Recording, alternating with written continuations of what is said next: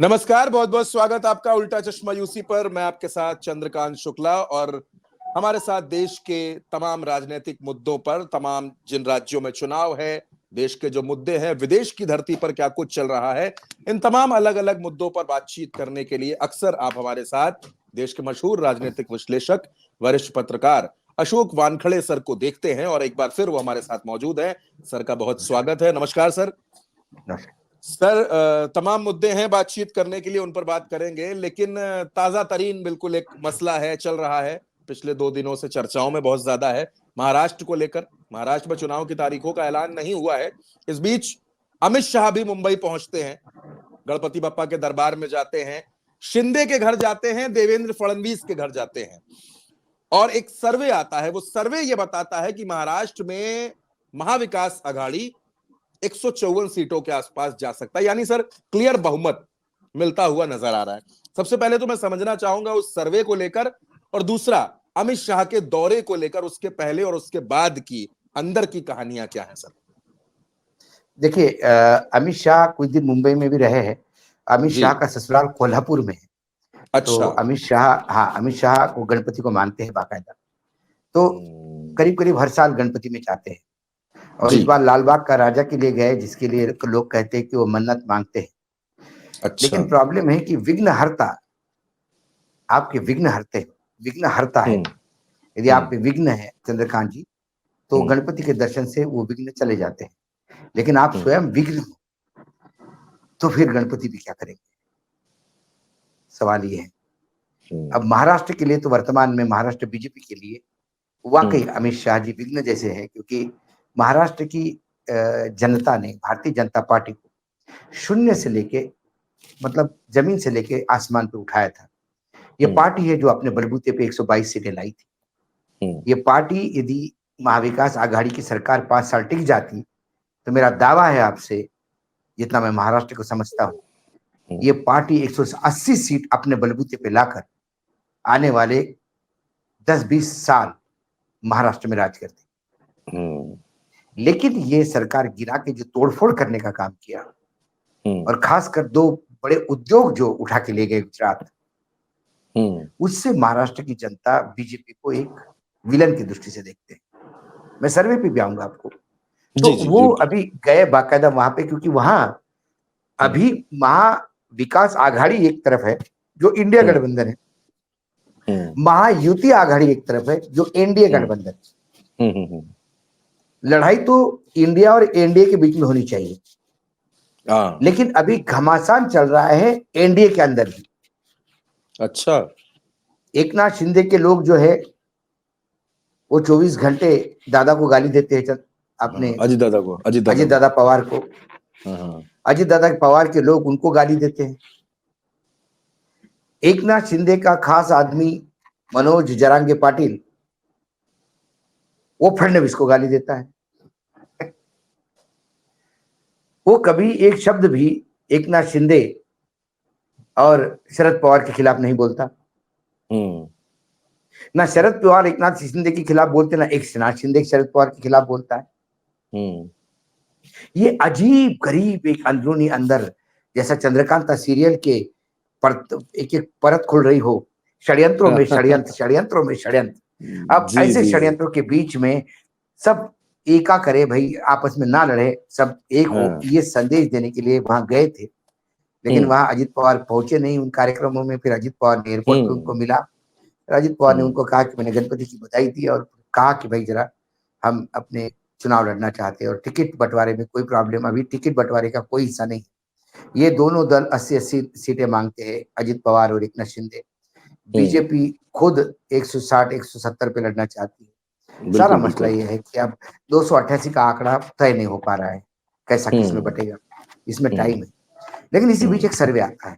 देखिए चंद्रकांत जी, कुछ सर्वे जो होते हैं आजकल, सर्वे एक राजनीतिक टूल हो गया है। राजनीति में सर्वे भी करवा के एक परसेप्शन बनाने का प्रयास करते हैं। बिल्कुल सर। अब कुछ सर्वे ऐसे होते हैं, मैं आपको लोकसभा के या कई चुनाव के सर्वे आप देखिए, पैटर्न देखिए उनका। पहला सर्वे आता है जो बीजेपी को डाउन दिखाता है। फिर 15 दिन बाद दूसरा सर्वे आता है जो गैप कम करता है। अभी ये 25 सीटों का गैप है मात्र, ये जो सर्वे, इसमें 25 सीटों का गैप है इंडिया एनडीए में। फिर दूसरा जो सर्वे होगा वो 25 का गैप 5 पे, मुझे 10 पे लाएंगे। हाँ हाँ। फिर बराबरी की टक्कर बताएंगे। फिर पांचवा सर्वे जो है वो बीजेपी को एज दिखाएगा। और फिर एग्जिट पोल आएगा जो बीजेपी को क्लीन स्वीप दिखाएगा। और फिर चुनाव के नतीजे आते हैं जहां बीजेपी औंधे मुंह दिखती है। ये पैटर्न बहुत दिनों से चल रहा है मेरे अनुमान से। जी जी। बाय एंड लार्ज मेरा अनुमान लोकसभा में भी ठीक गया था। मेरे अनुमान से यदि कल महाराष्ट्र में चुनाव होते हैं तो भाजपा 50 सीट बड़े मुश्किल से पाएगी। बाप रे। और महायुति आघाड़ी यानी एनडीए 80 का आंकड़ा पार करना मुश्किल है। ये 3 फिगर में पहुंचना मुश्किल है। ये वर्तमान की स्थिति है। सर आप तो चौंकाने वाला एनालिसिस दे रहे हैं बिल्कुल महाराष्ट्र मैं बता रहा हूं आपको, ये मेरा सर्वे नहीं है, इनका खुद का सर्वे 60 के ऊपर नहीं दे पा रहा है। मैं कल ही नागपुर से आया हूँ। हाँ हाँ बिल्कुल बिल्कुल। मतलब कल नागपुर गया था मैं, आज ही सुबह नागपुर से पहुंचा हूँ। ऑफिस ही पहुंचा हूं मैं 2-2:30 बजे। जी जी। उनके सर्वे खुद 60 के ऊपर नहीं जा रहे। हताशा छाई हुई है पार्टी में। यह स्थिति है कि अभी कल पार्टी ने एक समिति बनाई, समन्वय समिति गठन किया। खूब लोग लिए उसमें। उसमें उसके जो अध्यक्ष है दानवे, जो जालना से लोकसभा चुनाव हार गए हैं, लेकिन पहले पूर्व अध्यक्ष थे पार्टी के, उनको वो बना दिया, अध्यक्ष बना दिया। और उनने फिर कोऑर्डिनेटर, को कोऑर्डिनेटर, अलग अलग डिपार्टमेंट के हेड बनाए।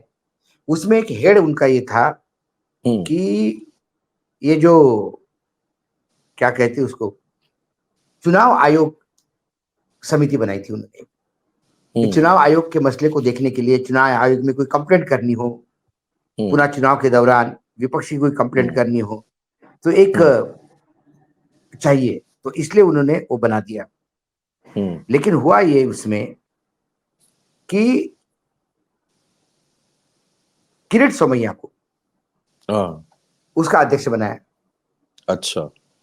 जैसा ही लिस्ट मार्केट में आई, किरीट सोमैया का पत्र है। पत्र ये कहता है, 10 तारीख का पत्र है, कल का पत्र है ये। जी सर। पत्र ये कहता है, आदरणीय दानवे साहब जी, कल महाराष्ट्र विधानसभा चुनाव के लिए चुनाव संपर्क प्रमुख करके, मतलब निवडणूक चुनाव आयोग कोऑर्डिनेशन कमेटी का चेयरमैन मुझे नियुक्त किया। मैं आपको याद दिलाना चाहता हूं कि 19 फरवरी 2019 में भाजपा शिवसेना जब इनकी ज्वाइंट प्रेस कॉन्फ्रेंस हो रही थी, उस प्रेस कॉन्फ्रेंस से शिवसेना के दबाव में मुझे बाहर का रास्ता दिखा दिया गया था। मैं अपमानित हुआ था। उसके बाद से मैं किसी पद पे नहीं, मैं पार्टी का कार्यकर्ता करके काम कर रहा हूं। मुझे बहुत दुख हो रहा है ये कहते हुए कि मुझे बगैर पूछे आपने मुझे इस समिति में इस पद पे कैसा नियुक्त किया। ओहो। मैं पार्टी का कार्यकर्ता जरूर हूं, लेकिन इस पद पे रहने को कतई तैयार नहीं। आप कोई दूसरा आदमी चुन लीजिए और मुझे पूछे बगैर किसी भी कमेटी में मेरा नाम मत डालिए। ओहो। ये किरीट सोमैया ने कल पत्र लिखा। भाजपा के जाने पहचाने नेता है सर। अरे भाई साहब, ये वो भाजपा का विंग है जिनने कईयों के कागज निकाले बाहर। वही मैं कह रहा हूँ। चर्चा तो ये भी है कि गडकरी के पूर्ति का कागज भी इन्होंने ही निकाले थे। चर्चा ये भी है। हालांकि ये मना करते हैं हमेशा। ये मुझसे झगड़ा भी कर चुके हैं एक बार ऐसा बोलने पे। अच्छा। लेकिन लोग दावे के साथ कहते हैं, चर्चा है जी। तो कुल मिलाकर ये वहां हश्र है। तो इन्होंने क्या किया, ये जो सर्वे बाय एंड लार्ज क्या बताता है, आप लोकसभा का चुनाव यदि देखिए, जी सर, और लोकसभा का चुनाव कॉन्स्टिट्यूंसी वाइज यदि देखें विधानसभा की, तो बाय एंड लार्ज आपको ऐसा चित्र दिखाई देता है जो ये सर्वे बताता है। इन्हें पर कॉन्स्टिट्यूंसी 500 का सैंपल लिया, 1.5 लाख टोटल सैंपल है इनके पास। और इसी कमोबेश इन्होंने ये किया है। लेकिन बीजेपी में प्रचार करने के लिए लोग नहीं जाएंगे, मैं बता रहा हूं आपको। जहां जहां ये 2 गुजराती पहुंचेंगे वहां वहां मतदान, मतलब वोट घटेगा, इतना लोगों को क्रोध है। फिर लोग कहते हैं कि 1500 रुपए दिए महिलाओं को बड़ा फर्क पड़ेगा। मैं स्वयं ग्रामीण क्षेत्र में घूमा हुआ, कुछ एक 15-20 दिन पहले मैं नागपुर से चंद्रपुर बिल्कुल बॉर्डर, तेलंगाना बॉर्डर पे चांदा करके एक जगह है, वहां पे गया। वहां से यवतमाल डिस्ट्रिक्ट के इंटीरियर में पांढरकौड़ा आरणी होते हुए फिर नागपुर आया। मेरे 3 दिन के भ्रमण में जब मैंने रास्ते पे से गाड़ी उतर के खेत में गया, खेत में महिलाएं काम कर रही थी, उनसे बातचीत हो गई। उनको लगा पानी वानी चाहिए था, बोले पानी वानी चाहिए, तो मैंने जरा काकू मतलब चाची पानी पिला दे। तो कहा चाची ने पानी पिला। मतलब कैसे चल रहा है काकू? बोले ऐसा ही चल रहा है। बोले अब तो 1500 रुपए दे रही सरकार। बोले क्या फायदा बेटा, उस 1500 रुपए में क्या करेंगे? घर में 2 सीजन का सोयाबीन पड़ा हुआ है, उसको रेट अच्छा देते तो हमारी प्रॉब्लम सॉल्व हो जाती। 2 सीजन का सोयाबीन घर में पड़ा हुआ है, बाप रे। क्योंकि मार्केट में मार्केट में रेट नहीं है सोयाबीन का। और जब सोयाबीन का रेट ठीक ठाक हो गया था, इन्होंने तेल इंपोर्ट कर दिया। सोयाबीन का तेल का मेजर विक्रेता कौन है? अडानी। जी सर। फिर किसान का सोयाबीन जो 8,000 रुपए तक जा रहा था, फिर 3,000 रुपए पे अटक गया। लागत नहीं निकलती 3,000। ये हाल है। जिसके पति ने आत्महत्या की वो उसको 1500 रुपए क्या, वो नाचेगी 1500 रुपए में भांगड़ा करेगी?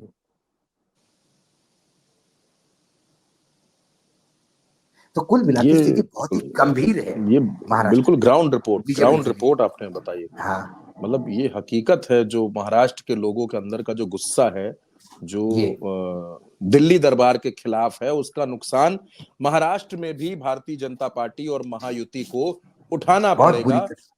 और इस सर्वे पर और अमित शाह के दौरे पर जिस तरह से आपने बिल्कुल सच्चाई को बयां कर दिया, और जिस आपने अपने दौरे का जिक्र किया, महाराष्ट्र की हकीकत को बताता हुआ वो दौरा, जो बताता है कि महाराष्ट्र में असल मायनों में समस्याएं कहां कहां पर हैं।